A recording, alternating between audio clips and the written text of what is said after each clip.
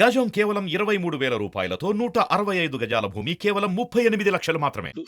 TDP Janasena combination అది ఒక super double hit కాబోతా ఉంది.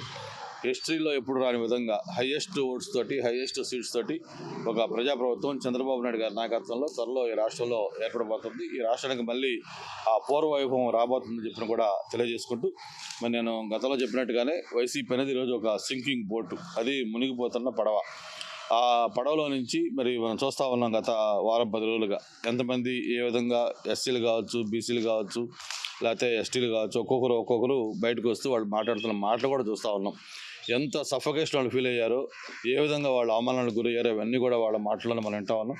భవిష్యత్తులో మరిన్ని మనం చిత్రాలు చూడబోతా ఉన్నాం. ఇంకా చాలా పెద్ద ఎత్తున కూడా ఆ పార్టీల నుంచి బయటకు వచ్చి ఈరోజు ఆల్టర్నేటివ్ చూసుకునే పరిస్థితి కూడా అందరికీ కనిపిస్తూ ఉంది. ఈ పండుగ ఒక నూతన శకానికి నాంది కాబోతా ఉందని చెప్పిన కూడా తెలియజేసుకుంటూ మరొకసారి తెలుగు ప్రజలందరికీ కూడా శుభాకాంక్షలు తెలియజేసుకుంటా ఉన్నాం.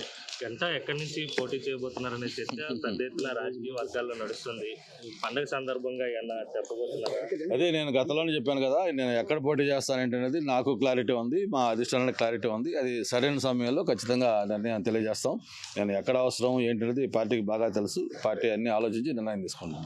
నాట్ ఓన్లీ ఉత్తరాంధ్ర, మొత్తం రాష్ట్రం మొత్తం మీద కూడా ఈరోజు తెలుగుదేశం పార్టీలో కానీ అవకాశం ఇస్తామంటే 90% వైసీపీ నాయకులు రావడం సిద్ధంగా ఉన్నారు. ఎందుకంటే అది దాంట్లో అక్కడ భవిష్యత్తు లేదు. ముఖ్యంగా ఆయన యొక్క వైఖరి, ఆయన యొక్క ఒక నియంత్రిత పోకడ, ఒక దళిత ఎమ్మెల్యే, ఒక బీసీ ఎంపీ, ఇటువంటి వాళ్ళు కూడా కనీసం ముఖ్యమంత్రి గారిని కలిసి వాళ్ళ బాధ చెప్పుకునే అవకాశం కూడా లేని పరిస్థితి మనం చూస్తూ ఉన్నాం.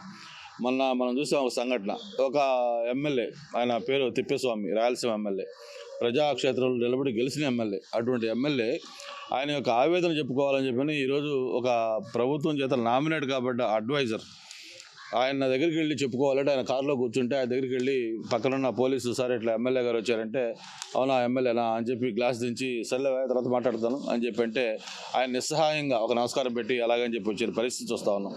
అంటే ముఖ్యమంత్రి అవకాశం ఇవ్వకపోతే ఎప్పుడన్నా బిజీ కూడా అర్థం ఉంటుంది.